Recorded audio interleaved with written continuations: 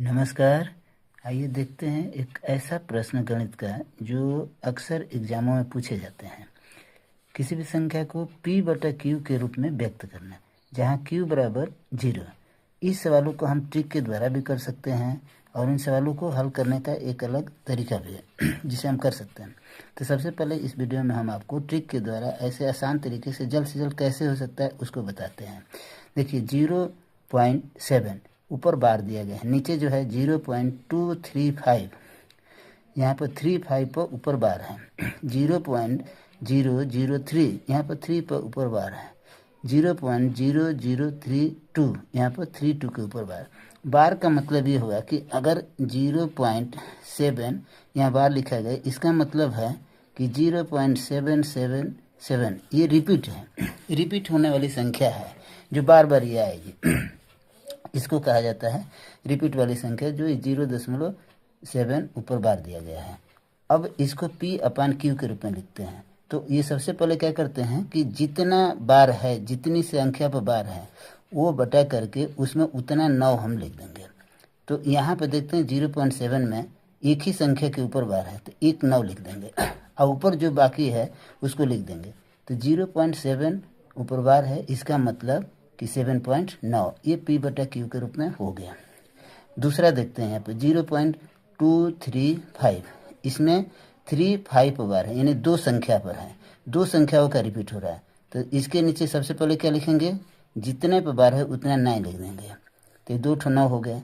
और इसमें अब अलग से क्या करते हैं, जिन संख्याओं पर बार नहीं है उतना इसके आगे 0 बना देंगे, जिन संख्या पर बार नहीं है उतना 0 बढ़ा देंगे। अब क्या करेंगे कि पूरे संख्या को लिखेंगे इसमें अंश में 235, और जिस संख्या में बार नहीं है, जो रिपीट संख्या नहीं है, यानी यहाँ पर रिपीट किसका नहीं हो रहा है, 2 का नहीं हो रहा है, तो 2 इसमें से घटा देंगे और यही हो गया p/q के रूप में। यानी 200 ये हो जाएगा 33/990, यानी 0.235 का ये p/q के रूप में हुआ 233/990।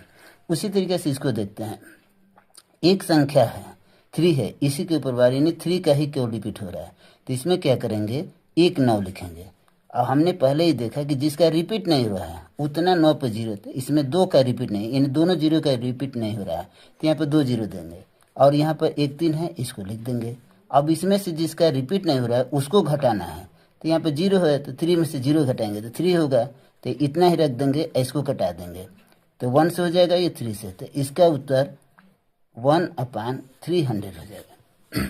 इसका देखते हैं 0.0032, अब 32 का इसमें रिपीट हो रहा है, तो हम लिखेंगे कितना नंबर है, 1 2, तो 2 9 लिख देंगे।